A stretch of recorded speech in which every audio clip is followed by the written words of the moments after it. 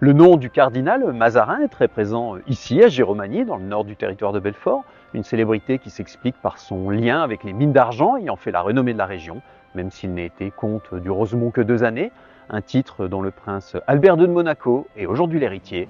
Je vous raconte tout ça. La seigneurie du Rosemont, dont Giromagny fait partie au Moyen-Âge, est située au nord de l'actuel département du territoire de Belfort. Après être passé sous la coupe de l'Empire autrichien des Habsbourg, ces mines riches en argent et en cuivre sont massivement exploitées, tout comme le bois des massifs environnants, alors que des retenues d'eau sont créées. Une véritable industrie qui permet à Giromagny de devenir la ville la plus importante de la région au milieu du XVIe siècle. Des travailleurs germaniques affluent en nombre jusqu'à représenter 1/3 de la population. La ville voit la construction d'une halle, d'une église dite des mineurs, des fontaines, un pont sur la Savoureuse, des hôtels particuliers, ainsi qu'un imposant bâtiment pour accueillir l'administration de toutes les mines des actuels Hauts-Rhin et territoires de Belfort. Elle est chargée de superviser l'exploitation des minerais, la collecte des impôts et de rendre la justice. Elle possédait même une prison. La guerre de 30 ans, qui débute en 1618, dévaste tout, tue jusqu'à la moitié de la population et marque la fin de l'âge d'or des mines.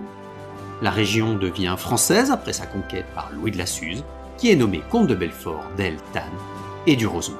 Son fils Gaspard, qui lui succède, soutient la fronde du Parlement et des grands seigneurs, alors que Louis XIV est trop jeune pour régner. La mère du roi, qui dirige la France avec l'aide du cardinal Mazarin, gagne le bras de fer et son choix malheureux vaut à Gaspard la confiscation de ses terres. Celles-ci sont offertes par le jeune roi à Mazarin pour service rendu, lui qui a consolidé le pouvoir royal et habilement négocié les traités de paix suite à la guerre de 30 ans. Jules Mazarin, Giulio Mazarino de son vrai nom, devient comte de Belfort et du Rosemont et met la main sur les très lucratives mines autour de Giromagny et le Puy. La bâtisse abritant leur administration, qui incarne l'autorité et le pouvoir, devient dès lors la maison Mazarin. Le cardinal est au sommet de sa gloire et sa fortune est estimée à 22 tonnes d'or. Mais il a déjà 57 ans et n'a pas d'enfant. En 1659, Louis XIV a notamment offert l'actuel territoire de Belfort à Mazarin, son principal conseiller.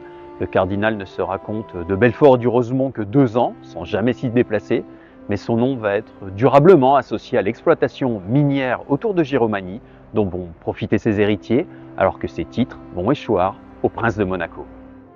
En 1661, quelques jours avant sa mort, Jules Mazarin fait de sa nièce Hortense Mancini l'héritière de son immense fortune, dont ses terres de l'Est de la France. À la condition toutefois que son mari, Armand Charles de la Porte, lui-même très riche héritier, abandonne son nom et ses armes pour porter le titre de duc de Mazarin.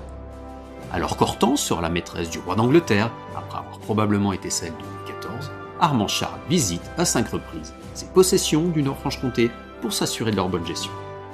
Leurs descendants, membres influents de la cour du roi, délèguent l'exploitation des mines du Rosemont avec comme seul impératif d'en tirer le plus de revenus à court terme. En 1777, la jeune Louise Félicité Victoire, qui a hérité des titres et biens de Mazarin, épouse Honoré de Grimaldi, futur prince de Monaco.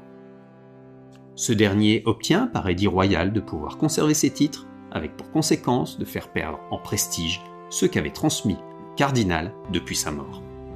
Un déclassement qui intervient alors que les mines autour de Giromagny commencent à s'épuiser après plusieurs siècles d'intense exploitation. La fin d'une période pour le nord du territoire de Belfort, même si des mines resteront ouvertes jusqu'en 1930, alors qu'une nouvelle ère s'ouvre au pied des Vosges avec l'industrie du textile. Suite à la Révolution française, le couple Grimaldi-Mazarin se voit confisquer tous ses biens situés dans l'Hexagone, mais leur famille conserve ses titres, désormais honorifiques. Ses descendants en ont hérité et Albert II de Monaco est ainsi comte de Belfort et du Rosemont parmi ses nombreux titres. Soucieux d'entretenir le lien avec les anciens fiefs hérités de Mazarin, le prince y effectue des visites et s'est ainsi rendu à Belfort et Giromagny, qui sont labellisés sites historiques Grimaldi de Monaco.